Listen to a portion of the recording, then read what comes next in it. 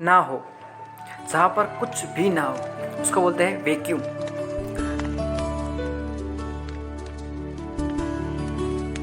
Because वहाँ पर कुछ भी नहीं होता है और उसमें से लाइट पास हो सकती है, हालांकि एयर के मॉलिक्यूल्स तक नहीं होते। इट मीन्स नथिंग, एकदम वैकेंट प्लेस, तो वहाँ से वर्ड है वैक्यूम, खाली जगह।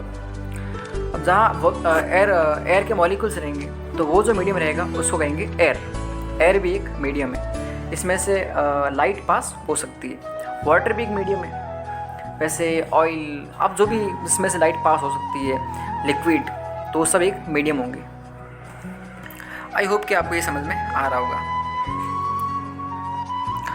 कांच जो है ये ट्रांसपेरेंट मीडियम है, वाटर भी ट्रांसपेरेंट मीडियम है। तो जिसमें से लाइट पास होती है उसको कहते हैं ट्रांसपेरेंट, और जिसमें से लाइट पास नहीं हो पाती उसको कहते हैं ओपेक। ओपेक में से लाइट पास हो सकती है। तो ये डिफरेंस आते हैं, और ये जो रिफ्लेक्शन जो है ये ओपेक मीडियम में ही होता है, जिसमें से लाइट पास हो सकती है। बहुत फेमस लॉ है और बहुत इंटरेस्टिंग है, वो है स्नेल्स लॉ।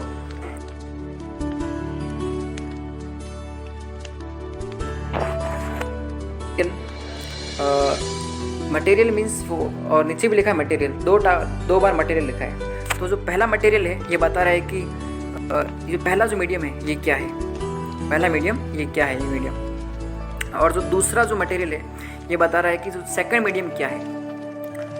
तो इस सॉफ्टवेयर के ज़रिए, PHET सॉफ्टवेयर है, इसके ज़रिए मैं इनकी डेंसिटीज़ को कंट्रोल करूँगा। तो अभी मैं क्या करता हूँ, आप देख पा रहे हो कि अभी जो मीडियम है, एयर मीडियम जो है वो मीडियम एयर है, मीडियम जो है वो एयर है। आप देख पा रहे हो, ये देखो, ये मीडियम जो है पहला मीडियम एयर है, और दूसरा मीडियम जो है वो वाटर है। तो इसको मैं पहले एयर कर देता हूँ, I will make it air. तो आप देख पा रहे हो जब दोनों मीडियम एयर है, जहाँ पे लाइट आ रही है और जहाँ पर लाइट जा रही है, तो लाइट एकदम स्ट्रेट है, लाइट में कुछ भी डिफरेंस नहीं आया है। मैं यहाँ पे ये डी ले लेता हूँ, ये डी है, एंगल चेक करेगा, और ये इंटेंसिटी है, इसको मैं बाद में बताता हूँ। तो अगर मैं यहाँ पे डी रखूँगा यहाँ पर एकदम, तो मैं चेक करता हूँ कि एंगल क्या है। एक्चुअली एंगल जो होता है वो नॉर्मल के रिस्पेक्ट में चेक किया जाता है। तो आप देख पा रहे होंगे कि एंगल जो है ये 30 और 60 के बीच में है, राइट। नॉर्मल इसको कहते हैं, ये जो लाइन दिख रही है आपको, डॉट डॉट लाइन दिख रही है, ये नॉर्मल है। अगर आप इससे एंगल चेक करेंगे तो ये 30 और 60 के बीच में है। और अगर आप इसको दूसरे मीडियम में चेक करेंगे तो भी 30 और 60 के बीच में एज इट इज़ है। तो यहाँ पर रिफ्रैक्शन कुछ भी नहीं हुआ है, जीरो रिफ्रैक्शन हुआ है, लाइट थोड़ी सी भी बेंड नहीं हुई है। रिफ्रैक्शन में क्या होता है कि ये जो नॉर्मल जो है, ये आप ऊपर भी देख पा रहे हो, नीचे भी देख पा रहे हो, ये जो ऊपर है, ये जो नीचे है, ये नॉर्मल है पूरा ये।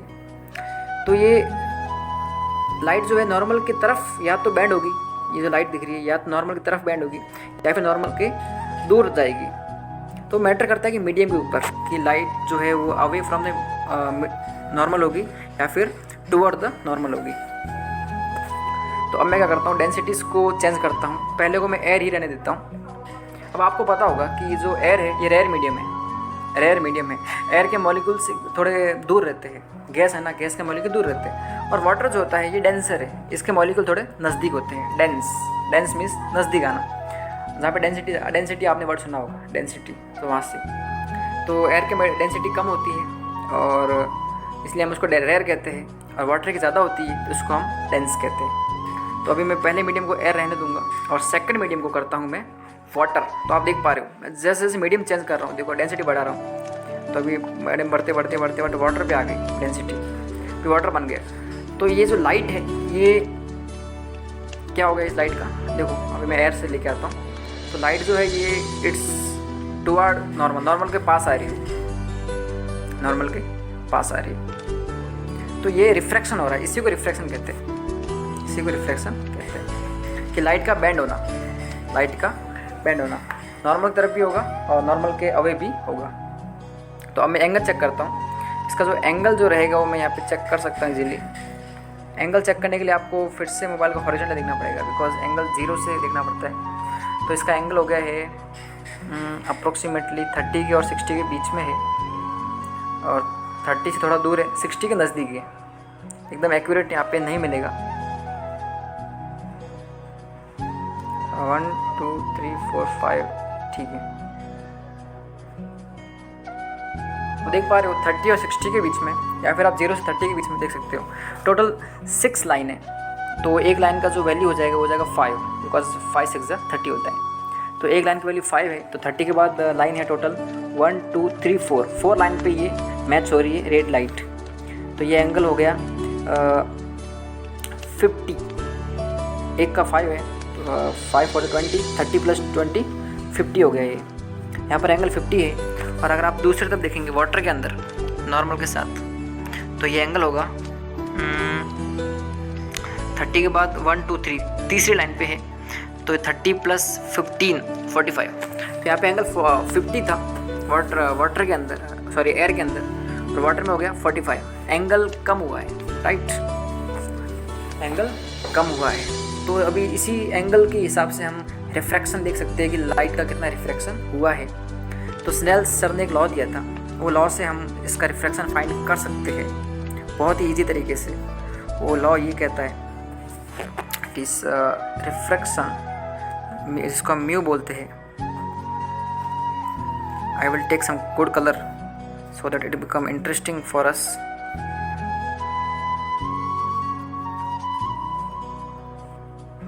तो लॉ ये था,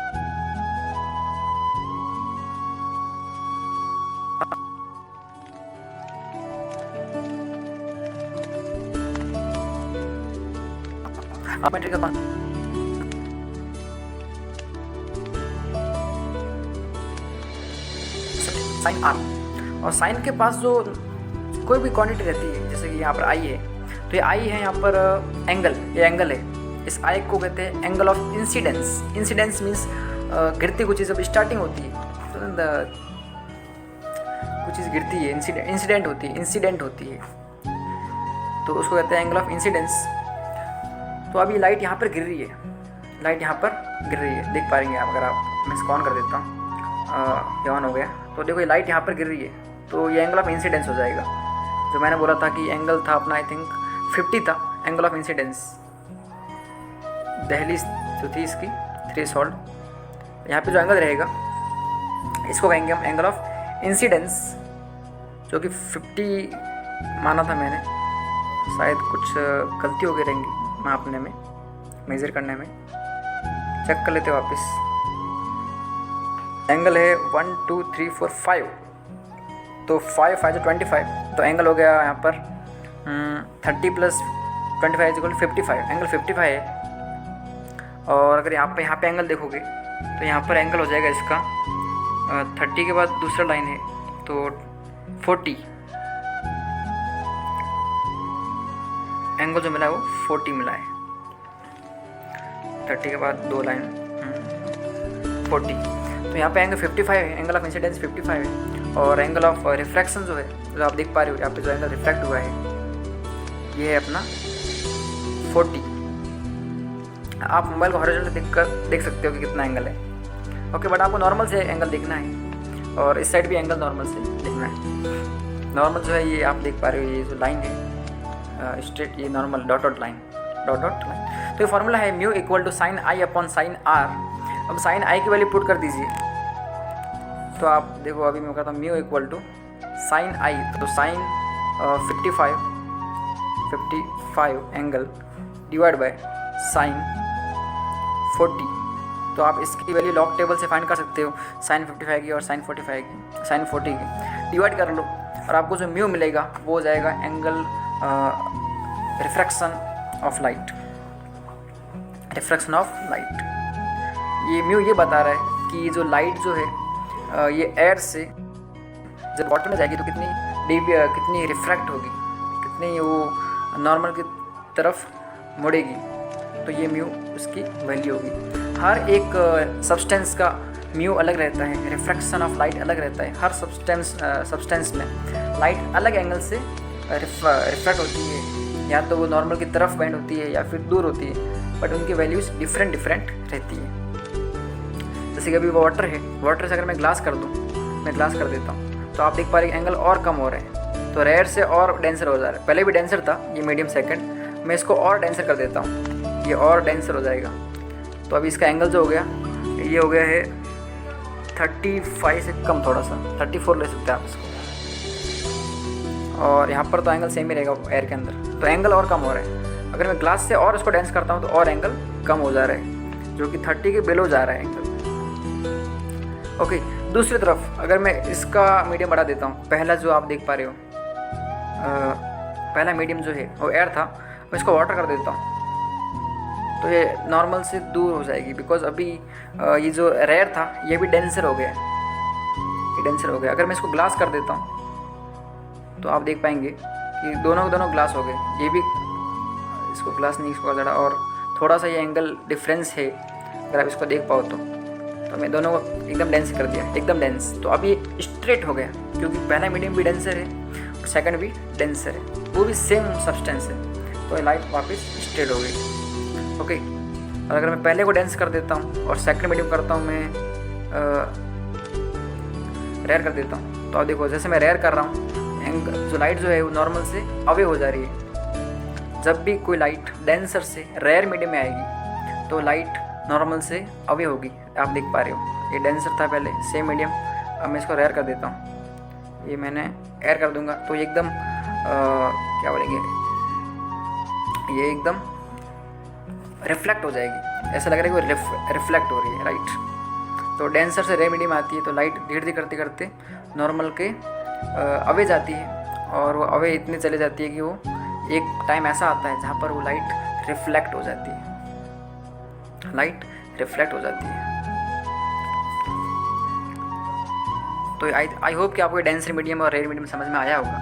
अगर नहीं आया तो प्लीज़ वीडियो को वापस देखें, ट्राई करें, और ये जो PHET जो सॉफ्टवेयर है इसको यूज़ कीजिए, तो आपको ज़रा कॉन्सेप्ट और ज़्यादा क्लियर हो जाएगा। यहाँ पर एक और फंक्शन इन्होंने दिया है जो कि मुझे बहुत अच्छा लगा, ये है इंटेंसिटी वाला, कि इंटेंसिटी में क्या डिफरेंस आता है जब भी कोई लाइट, इसको मैं रेयर कर देता हूँ, रेयर, ये रेयर हो जाएगा, अभी रेयर हो गया।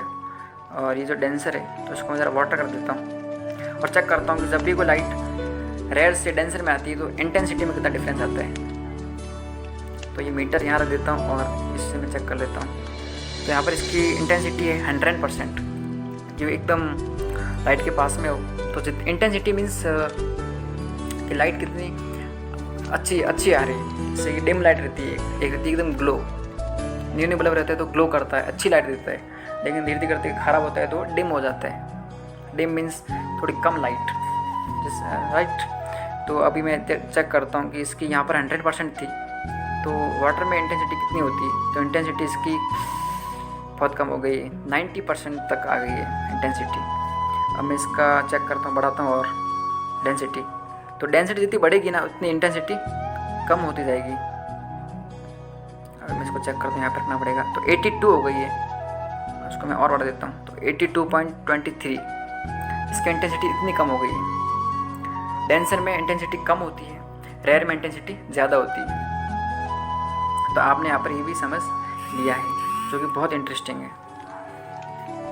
आई होप कि आपको ये वीडियो समझ में आया होगा। अगर इस वीडियो में कुछ भी डाउट रहता है तो आप ज़रूर पूछिए और बताइए